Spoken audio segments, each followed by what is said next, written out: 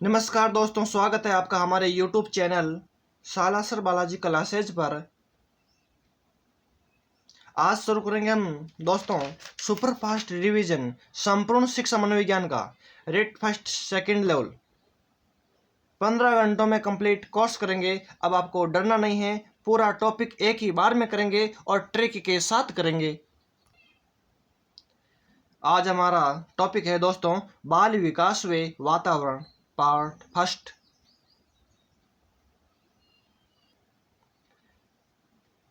Super fast revision संपूर्ण शिक्षा मनोविज्ञान रेट सीटेट 15 घंटों में कंप्लीट कोर्स। आज का टॉपिक बाल विकास। बाल विकास को पूर्व में बाल मनोविज्ञान के नाम से जाना जाता था। बाल विकास को पूर्व में बाल मनोविज्ञान के नाम से जाना जाता था। बाल विकास में गर्भावस्था से वृद्धावस्था तक का अध्ययन किया जाता है, लेकिन बाल मनोविज्ञान में गर्भावस्था से किशोरावस्था तक के विकास एवं व्यवहारों का अध्ययन किया जाता है। बाल विकास को पूर्व में बाल मनोविज्ञान के नाम से जाना जाता था। बाल विकास में गर्भावस्था से वृद्धावस्था तक का अध्ययन किया जाता है, लेकिन बाल मनोविज्ञान में गर्भावस्था से किशोरावस्था तक के विकास एवं व्यवहारों का अध्ययन किया जाता है। प्लेटो ने अपनी पुस्तक रिपब्लिक में लिखा कि बालकों को बाल्यावस्था में दिए गए प्रशिक्षणों का प्रभाव जीवन की अन्य अवस्थाओं पर भी पड़ता है। प्लेटो ने अपनी पुस्तक रिपब्लिक में लिखा कि बालकों को बाल्यावस्था में दिए गए प्रशिक्षणों का प्रभाव जीवन की अन्य अवस्थाओं पर भी पड़ता है। 1974 में पेस्टोलॉजी द्वारा बाल विकास के क्षेत्र में बेबी बॉय बायोग्राफी नामक साहित्य की रचना की गई है। 1974 में पेस्टोलॉजी के द्वारा बाल विकास के क्षेत्र में बेबी बॉय बायोग्राफी नामक साहित्य की रचना की गई। 1869 में टेने द्वारा an infant of child development नामक साहित्य की रचना की गई है। 1869 में टेने द्वारा an infant of child development नामक साहित्य की रचना की गई है। प्रेयर द्वारा 1881 में द माइंड ऑफ चाइल्ड नामक पुस्तक की रचना की गई। द माइंड ऑफ चाइल्ड नामक पुस्तक की रचना की गई। स्टैनले हॉल, अमेरिकी मनोवैज्ञानिक स्टैनले हॉल ने अमेरिका में बाल विकास के क्षेत्र में द चाइल्ड स्टडी सोसाइटी तथा द वेलफेयर ऑर्गेनाइजेशन नामक संस्थाओं की स्थापना की। अमेरिकी मनोवैज्ञानिक स्टैनले हॉल ने अमेरिका में बाल विकास के क्षेत्र में द चाइल्ड स्टडी सोसाइटी तथा द वेलफेयर ऑर्गेनाइजेशन नामक संस्थाओं की स्थापना की तथा पेडागोगिकल सेमिनरी नामक पत्रिका का संचालन किया। इनमें से एक क्वेश्चन आएगा।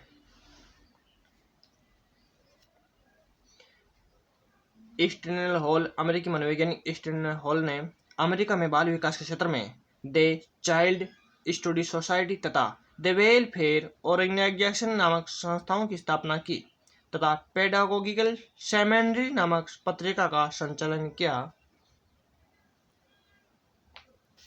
जीन पियाजे बाल विकास के क्षेत्र में स्विट्जरलैंड के इस वैज्ञानिक द्वारा संज्ञानात्मक विकास सिद्धांत का प्रतिपादन किया गया। तो जीन पियाजे के द्वारा संज्ञानात्मक विकास सिद्धांत का प्रतिपादन किया गया है और इनके द्वारा पुस्तकें लिखी गई है। इनमें से आने की संभावना है 100%। एक आएगा यहाँ से the language and thought of child, दूसरी द कंसेप्शन ऑफ वर्ड, तीसरी पुस्तक है the moral judgement child mind नामक पुस्तकों की रचना की गई। बाल मनोविज्ञान की शाखा भारत में 1930 में कलकत्ता विश्वविद्यालय में स्थापित की गई एवं उसके बाद ही भारत में लाहौर विश्वविद्यालय एवं बनारस हिंदू विश्वविद्यालय में बाल विकास की शाखा का संचालन किया गया। बाल विकास पर वंश क्रम व वातावरण दोनों का प्रभाव पड़ता है। बाल विकास पर वंश क्रम व वातावरण दोनों का प्रभाव पड़ता है। वुडवर्थ ने लिखा है क्या लिखा वुडवर्थ ने? तो वुडवर्थ ने लिखा कि बाल विकास वंश क्रम और वातावरण का गुणनफल है, योगफल नहीं है। वुडवर्थ ने लिखा है कि जो बाल विकास है वंश क्रम और वातावरण का गुणनफल है, योगफल नहीं है। तो वुडवर्थ बराबर वातावरण इंटू वंश क्रम किसने कहा? वुडवर्थ ने कहा है। और इसका समर्थन किसने किया? करो एंड करो ने वुडवर्थ का समर्थन भी किया था। वंश क्रम की बात करेंगे। वंश क्रम पूर्वजों से प्राप्त वे लक्षण जिससे संतानोत्पत्ति का निर्धारण होता है उसे वंश क्रम कहते हैं। पूर्वजों से प्राप्त वे लक्षण जिससे संतानोत्पत्ति का निर्धारण होता है उसे वंश क्रम कहते हैं। वंश क्रम अंग्रेजी के हेरिडिटी HERIDITY हेरिडिटी शब्द का हिंदी रूपांतरण है जिसकी उत्पत्ति हेरिटेज HERATAGE हेरिटेज से मानी जाती है, जिसका शाब्दिक अर्थ विरासत होता है अर्थात अपने समान ही जीव उत्पन्न करने की प्रक्रिया वंश क्रम कहलाती है। अपने समान जीव उत्पन्न करने की प्रक्रिया वंश क्रम कहलाती है। वंश क्रम की परिभाषाएं हैं पीटरसन के अनुसार, बहुत ही सरल परिभाषा है। पीटरसन के अनुसार पीटरसन क्या कहता है? कहता है कि माता पिता के माध्यम से दादा दादी नाना नानी एवं पूर्वजों के लक्षणों का संतानों में स्थानांतरण ही वंश क्रम कहलाता है।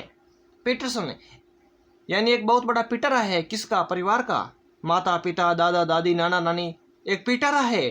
तो पिटारा परिभाषा ही पिटारा अपनी यही तो देता है कि माता पिता के माध्यम से दादा दादी नाना नानी एवं पूर्वजों के लक्षणों का संतानों में स्थानांतरण ही वंश क्रम कहलाता है। जेम्स ड्रेवर क्या कहता है?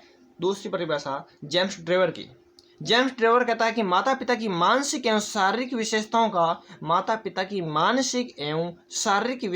का संतानों में स्थानांतरण होना ही वंश क्रम कहलाता है। माता पिता की मानसिक एवं शारीरिक विशेषताओं का संतानों में स्थानांतरण होना ही वंश क्रम कहलाता है। ये बात कौन कहता है? जेम्स ड्रेवर कहता है। बीएनजा भोलानाथ क्या कहते हैं? बालक बालिकाओं की जन्मजात शक्तियों का पूर्ण योग ही वंश क्रम है। बालक बालिकाओं की जन्मजात शक्तियां का पूर्ण योग ही वंश क्रम है। ये बात बीएनजा कहते हैं। क्या कहते हैं? कि जो बालक बालिकाएं हैं उनकी जो जन्मजात शक्तियां हैं उनका पूर्ण योग कर दिया जाता है तो ये वंश क्रम कहलाता है। बीएनजा कहते हैं। जिन्सबर्ग क्या कहते हैं? जिन्सबर्ग की परिभाषा है तो जिन्सबर्ग कहते हैं माता पिता की जैविक विशेषताओं का संतानों में स्थानांतरण होना ही वंश क्रम है। तो जैविक विशेषताओं आपको याद रखना है कि जैविक विशेषताओं का संतानों में स्थानांतरण होना बात करता है जिन्सबर्ग करता है कि माता पिता की जैविक विशेषताओं का संतानों में स्थानांतरण होना ही वंश क्रम कहलाता है। वंश क्रम के सिद्धांत वातावरण से अर्जित गुणों के वितरण का सिद्धांत। वातावरण से अर्जित जो भी गुण हैं उनके वितरण का सिद्धांत किसने दिया? डार्विन लेमार्क हैरिसन मैकडूगल ने दिया। किसने दिया? डार्विन लेमार्क हैरिसन मैकडूगल ने दिया। डार्विन के अनुसार, किसके अनुसार? डार्विन के अनुसार वातावरण से अर्जित गुणों को, वातावरण में जो भी गुण हैं वातावरण से अर्जित गुणों को वंशक्रम के माध्यम से संतानों में स्थानांतरित किया जा सकता है। डार्विन क्या कहता है? डार्विन कहता है कि वातावरण से अर्जित गुणों को वंशक्रम के माध्यम से संतानों में स्थानांतरण किया जा सकता है। आगे बढ़ेंगे। या वातावरण के अंतर्गत स्वयं की शारीरिक संरचना में किए जाने वाले परिवर्तनों का प्रभाव उत्पन्न होने वाली संतानों पर पड़ता है। डार्विन क्या कहता है? कहता है कि वातावरण के अंतर्गत स्वयं की शारीरिक संरचना में किए जाने वाले परिवर्तनों का प्रभाव उत्पन्न होने वाली संतानों पर पड़ता है। अपने सिद्धांत का प्रतिपादन करने हेतु इन्होंने निम्न प्रयोग किए हैं। किस प्रकार से प्रयोग किए हैं देखना। डार्विन डार्विन ने मछली व मेंढक पर प्रयोग किया। डार्विन ने मछली व मेंढक पर प्रयोग किया और डार्विन ने क्या कहा? डार्विन ने कहा कि शक्तिशाली ही अपने वंशक्रम का निर्धारण करता है, क्योंकि शक्तिशाली ही प्रकृति स्वयं रक्षा करती है। शक्तिशाली ही अपने वंशक्रम का निर्धारण करता है, क्योंकि शक्तिशाली की प्रकृति स्वयं रक्षा करती है। लेमार्क की बात करेंगे तो लेमार्क ने जिराफ की गर्दन पर प्रयोग किया। लेमार्क ने जिराफ पर प्रयोग नहीं किया, जिराफ की गर्दन पर प्रयोग किसने किया? लेमार्क ने किया। हैरिसन की बात करेंगे। हैरिसन ने कीट पतंगों पर प्रयोग किया। हैरिसन ने कीट पतंगों यानी तितलियों पर प्रयोग किया। कैसे किया? तो हैरिसन ने 100 तितलियां ली। 100 में से 100 तितलियां सफेद थी। 50 सफेद तितलियों को गंदे वातावरण में रखा और 50 सफेद तितलियों को स्वस्थ वातावरण में रखा। तो स्वस्थ वातावरण में रखा, जिनकी संतानें पैदा हुई वे सफेद रंग की संतानें पैदा हुई, और जिन तितलियों को गंदे वातावरण में रखा उनकी जो संतानें पैदा हुई वे मटमैली रंग की संतानें पैदा हुई। और मैकडूगल ने चूहों पर प्रयोग किया। मैकडूगल ने चूहों पर प्रयोग किया। चूहों को एक पिंजरे में बंद किया और पिंजरे के गेट पर लगाया करंट। तो अंदर चूहा बंद था। चूहे ने बाहर निकलने की कोशिश की पर चूहा बाहर नहीं निकल पाया। कोशिश की, चूहे ने बहुत कोशिश की, 167 बार कोशिश की, तब तक उसका करंट आया, नहीं निकल पाया। लेकिन 167 बार वे तो सफल हो गया, निकल गया। इसके बाद में अब जितने करंट के झटके सहने थे चूहों ने सह लिए। अब चूहों की संतानों पर कोई झटके का असर नहीं पड़ता है, कोई करंट नहीं आता है। वातावरण दूसरा सिद्धांत है। वातावरण से अर्जित गुणों के अवितरण का सिद्धांत। पहले वाला सिद्धांत था वितरण का, अब की बार है वातावरण से अर्जित गुणों के अवितरण का सिद्धांत किसने दिया? बिजमैन ने दिया। किसने दिया? बिजमैन के अनुसार वातावरण से अर्जित गुणों को वंशक्रम के माध्यम से संतानों में स्थानांतरण नहीं किया जा सकता। बिजमैन के अनुसार वातावरण से अर्जित गुणों को वंशक्रम के माध्यम से संतानों में स्थानांतरित नहीं किया जा सकता, या वातावरण के अंतर्गत स्वयं की शारीरिक संरचना में किए जाने वाले परिवर्तनों का प्रभाव उत्पन्न होने वाली संतानों पर नहीं पड़ता है। ये बात बिजमैन कहते हैं। क्या कहते हैं? बिजमैन के अनुसार वातावरण से अर्जित गुणों को वंशक्रम के माध्यम से संतानों में स्थानांतरित नहीं किया जा सकता, या वातावरण के अंतर्गत स्वयं की शारीरिक संरचना में किए जाने वाले परिवर्तनों का प्रभाव उत्पन्न होने वाली संतानों पर नहीं पड़ता है। आगे बढ़े। बिजमैन के अनुसार बिजमैन ने अपने सिद्धांत का प्रतिपादन करने हेतु चूहों की पूंछ को काटकर प्रयोग किया। बिजमैन ने अपने सिद्धांत का प्रतिपादन करने हेतु चूहे की पूंछ को काटकर प्रयोग किया, परंतु उत्पन्न होने वाली संतान की पुनः पूंछ विकसित थी। अतः इससे ये सिद्ध होता है कि वातावरण से अर्जित गुणों को वंशक्रम के माध्यम से संतानों में स्थानांतरित नहीं किए जा सकते हैं। बिजमैन ने लिखा तो बिजमैन ने लिखा है कि जिस प्रकार से महिलाएं नाक व कान में छेद करवाती है, परंतु उत्पन्न होने वाली संतानें के नाक व कान में छेद नहीं होते हैं। इसका समर्थन वुडवर्थ ने भी किया था। अगला सिद्धांत है प्रत्यागमन का सिद्धांत।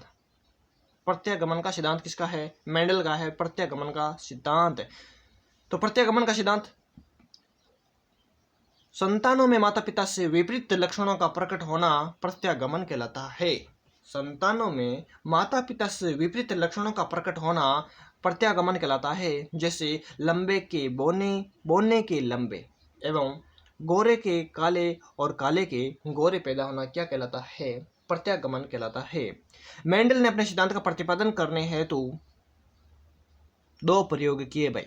मेंडल ने अपने सिद्धांत का प्रतिपादन करने हेतु कितने प्रयोग किए? 2 प्रयोग किए। पहला प्रयोग किया छोटी मटर बड़ी मटर पर। किस पर किया? छोटी मटर व बड़ी मटर।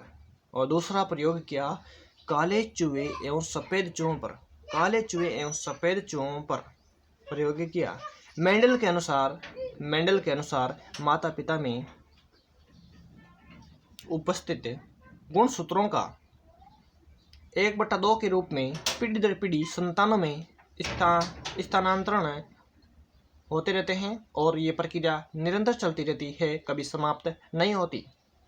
मेंडल के अनुसार माता पिता में उपस्थित गुणसूत्रों का 1/2 के रूप में पीढ़ी दर पीढ़ी संतानों में स्थानांतरण होते रहते हैं और ये प्रक्रिया निरंतर चलती रहती है, कभी समाप्त नहीं होती है। मेंडल ने अपने सिद्धांत का प्रतिपादन करने हेतु 2 प्रकार के सूत्र बताए हैं। कौन कौन से सूत्र बताए हैं, आगे चलते हैं। हाँ दोस्तों, पहला सूत्र बताया जागृत सूत्र। कौन सा सूत्र? जागृत सूत्र। जागृत सूत्र का संबंध किससे है? माता पिता से है। जागृत सूत्र का संबंध माता पिता से है। माता पिता के निषेचन की क्रिया के दौरान अगर जागृत सूत्र सक्रिय हुए तो संतानें माता पिता के समान ही पैदा होगी। माता पिता से संबंध किसका है? जागृत संबंध जागृत सूत्र का है। तो जागृत सूत्र का संबंध माता पिता से है। माता पिता के निषेचन की क्रिया के दौरान अगर जागृत सूत्र सक्रिय हुए तो संतानें माता पिता के समान ही पैदा होगी। जैसे लंबे के लंबे एवं बोने के बोनी संतानें पैदा होगी। दूसरा सूत्र है सुप्त सूत्र। दूसरा सूत्र बताया सुप्त सूत्र। सुप्त सूत्र का संबंध किसी से है? तो पूर्वजों से है। तो सुप्त सूत्र माता पिता के निषेचन की क्रिया के दौरान अगर सुप्त सूत्र सक्रिय हुए तो संतानें माता पिता से विपरीत लक्षणों की प्रकट होगी। याद रखना दोस्तों, सुप्त सूत्र अगर सक्रिय हुए तो माता पिता से विपरीत लक्षणों की संतानें प्रकट होती है। लंबे के बोनी तो बोने के लंबे होते हैं, गोरे के काले भी होते हैं और काले के गोरे भी हो सकते हैं। मेंडल के अनुसार प्रथम पीढ़ी के लक्षण द्वितीय पीढ़ी में प्रकट नहीं होकर मेंडल के अनुसार प्रथम पीढ़ी में जो लक्षण हैं वे द्वितीय पीढ़ी में प्रकट नहीं होकर के तृतीय पीढ़ी में प्रकट होते हैं, जिसका अनुपात 3:1 होता है और प्रत्येक तीसरी पीढ़ी में यह अनुपात 9:3:3:1 हो जाता है। प्रत्येक तीसरी पीढ़ी में यह अनुपात हो जाता है 9:3:3:1 होगा। चौथा सूत्र है, चौथा सिद्धांत कौन सा है? चौथा सिद्धांत उत्पाद सूत्र की निरंतरता का सिद्धांत किसने दिया? गाल्टन ने दिया। गाल्टन कहाँ का था? तो गाल्टन ब्रिटेन का था। चलो दोस्तों, उत्पाद सूत्र की निरंतरता का सिद्धांत फ्रांसीसी गाल्टन के द्वारा दिया गया है। गाल्टन के अनुसार, किसके अनुसार? गाल्टन के अनुसार माता पिता में उपस्थित उत्पाद सूत्र 50:50 के रूप में माता पिता में उपस्थित जो उत्पाद सूत्र है वे 50:50 के रूप में संतानों में स्थानांतरित होते रहते हैं और ये प्रक्रिया निरंतर चलती रहती है। ये प्रक्रिया निरंतर चलती रहती है, कभी समाप्त नहीं होती है। आगे दोस्तों, गाल्टन ने अपने सिद्धांत का प्रतिपादन करने हेतु सरणी विधि का प्रयोग किया। भाई तो प्रश्न पूछ लिया जाता है कि गाल्टन ने अपने सिद्धांत का प्रतिपादन करने हेतु किस विधि का प्रयोग किया? तो सरणी विधि का प्रयोग किया है, जो सदैव घटते क्रम को प्रकट करती है। जो सदैव किस क्रम को प्रकट करती है? घटते क्रम को प्रकट करती है। जैसे कि प्रथम पीढ़ी 100% है तो दूसरी पीढ़ी आएगी तो इंटू 1/2 यानी 50 आएगी। इसी प्रकार तीसरी पीढ़ी आएगी तो 1/4 25 आएगी, इंटू 1/8 12.5। इस प्रकार से घटते क्रम को दर्शाया गया है। 5 नंबर हमारा सिद्धांत है बीजकोश की निरंतरता का सिद्धांत। नंबर 5 सिद्धांत कौन सा है? बीजकोश की निरंतरता का सिद्धांत। तो बीजकोश की निरंतरता का सिद्धांत भी बीजमैन ने दिया है। बीजकोश की निरंतरता का सिद्धांत बीजमैन ने दिया। तो बीजमैन के अनुसार जिस जीव द्रव्य से सजीवों की उत्पत्ति होती है, बीजमैन के अनुसार जिस जीव द्रव्य से सजीवों की उत्पत्ति होती है वे द्रव्य कभी समाप्त नहीं होते हैं और पीढ़ी दर पीढ़ी संतानों में स्थानांतरित होते रहते हैं। ये प्रक्रिया निरंतर चलती रहती है, कभी समाप्त नहीं होती। बीजमैन बीजमैन ने जीव उत्पत्ति की प्रक्रिया के दौरान दो प्रकार के कोष बताए। बीजमैन ने जीव उत्पत्ति की प्रक्रिया के दौरान दो प्रकार के कोष बताए, जिसमें जीव उत्पत्ति का मूल कोष एक बताया है। जीव उत्पत्ति का जो मूल कोष है वे एक बताया है। दो कोष कौन कौन से हैं? तो पहला है दैहिक कोष, दैहिक कोष है। दूसरा है लैंगिक कोष। जो दैहिक कोष है उसमें शरीर का निर्माण होता है और ये मूल कोष यही बताया गया है, दैहिक कोष जिसमें शरीर का निर्माण होता है। दूसरा कोष है लैंगिक कोष जिसमें लिंग का निर्धारण होता है। बीजमैन के अनुसार जीव उत्पत्ति की प्रथम इकाई क्रोमोसोम कहलाती है। बीजमैन के अनुसार जीव उत्पत्ति की प्रथम इकाई क्रोमोसोम को माना जाता है एवं संतानों में लिंग निर्धारण पिता पक्ष द्वारा निर्धारित किया जाता है। बीजमैन के अनुसार जीव उत्पत्ति की प्रथम इकाई क्रोमोसोम को माना जाता है एवं संतानों में लिंग निर्धारण पिता पक्ष के द्वारा किया जाता है। वंशक्रम का बाल विकास पर प्रभाव क्या पड़ता है? तो दोस्तों याद रखना, जिस प्रकार से वंशक्रम का बाल विकास पर प्रभाव पड़ता है उसी प्रकार वातावरण का भी बाल विकास पर प्रभाव पड़ता है, सेम टू सेम है। तो पहला प्रभाव पड़ता है शारीरिक संरचना पर प्रभाव पड़ता है, शारीरिक संरचना पर प्रभाव पड़ता है, मानसिक विकास पर प्रभाव पड़ता है, व्यक्तित्व के विकास पर प्रभाव पड़ता है, सामाजिक विकास पर प्रभाव पड़ता है, क्रियाशीलता पर प्रभाव पड़ता है, जातीय श्रेष्ठता पर प्रभाव पड़ता है और नैतिक गुणों के विकास पर प्रभाव पड़ता है। दोस्तों बाल विकास पूर्ण हो गया है, वातावरण शुरू करेंगे। तो अब करते हैं वातावरण शुरू। वातावरण वायुमंडल में उपस्थित भौतिक एवं अभौतिक तत्वों का संगठन जो मानव जीवन पर अपना प्रत्यक्ष या अप्रत्यक्ष रूप से प्रभाव डालता हो, वातावरण कहलाता है। वातावरण वायुमंडल में उपस्थित भौतिक एवं अभौतिक तत्वों का संगठन जो मानव जीवन पर अपना प्रत्यक्ष या अप्रत्यक्ष रूप से प्रभाव डालते हो, वातावरण कहलाता है। वातावरण को पर्यावरण के नाम से जाना जाता है, जिसका निर्माण दो शब्दों से मिलकर हुआ परिप्रश आवरण पर्यन चारों आवरण और अर्थात जिसने हमें चारों ओर से घेर रखा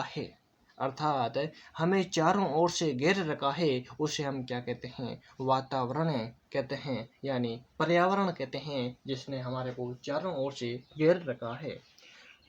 वातावरण की परिभाषा है। रॉस क्या कहता है? रॉस कहता है कि वातावरण एक बाह्य शक्ति है जो मानव जीवन पर अपना प्रत्यक्ष प्रभाव डालती है। रॉस क्या कहता है? रॉस कहता है कि जो वातावरण है एक बाह्य शक्ति है और मानव जीवन पर अपना प्रत्यक्ष प्रभाव डालती है। तो ये तो आसान परिभाषा है। रॉस क्या कहता है कि वातावरण तो एक बाह्य शक्ति है जो मानव जीवन पर अपना प्रत्यक्ष प्रभाव डालती है। कैसा प्रभाव डालती है? प्रत्यक्ष प्रभाव डालती है। वुडवर्थ क्या कहते हैं? वुडवर्थ की परिभाषा है। तो वुडवर्थ के अनुसार बालक बालिकाओं को जन्म से वृद्धावस्था तक प्रभावित करने वाला प्रत्येक कारक वातावरण कहलाता है। बिल्कुल सही बात कहते हैं। क्योंकि वातावरण है जिसने हमारे को चारों ओर से घेर रखा है, तो वे बालक बालिका है, उनको जन्म से वृद्धावस्था तक प्रभावित करने वाला प्रत्येक कारक वातावरण कहलाता है।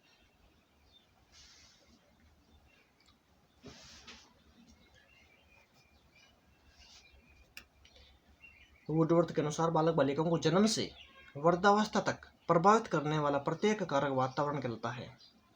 जन्म से लेकर वृद्धावस्था तक जो भी प्रभावित करेगा कारक है वही तो वातावरण कहलाता है। ये बात कौन कहते हैं? वुडवर्थ कहते हैं। रच क्या कहते हैं? रच कहता है कि मानव व्यवहार में परिवर्तन करने वाली प्रक्रिया वातावरण है। रच कहता है कि ये मनुष्य कुछ न कुछ रचना करे तो मानव व्यवहार में परिवर्तन करने वाली प्रक्रिया ही वातावरण कहलाती है। ये बात कौन कहता है? रच कहता है कि मानव व्यवहार में परिवर्तन करने वाली प्रक्रिया ही वातावरण कहलाती है। ये बात कौन कहता है? रच कहता है।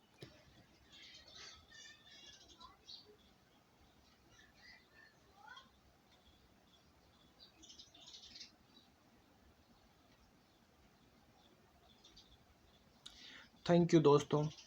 इस चैनल को सब्सक्राइब करें, शेयर करें, दोस्तों के पास शेयर करें, उनका रिवीजन हो सके जल्दी। थैंक यू दोस्तों।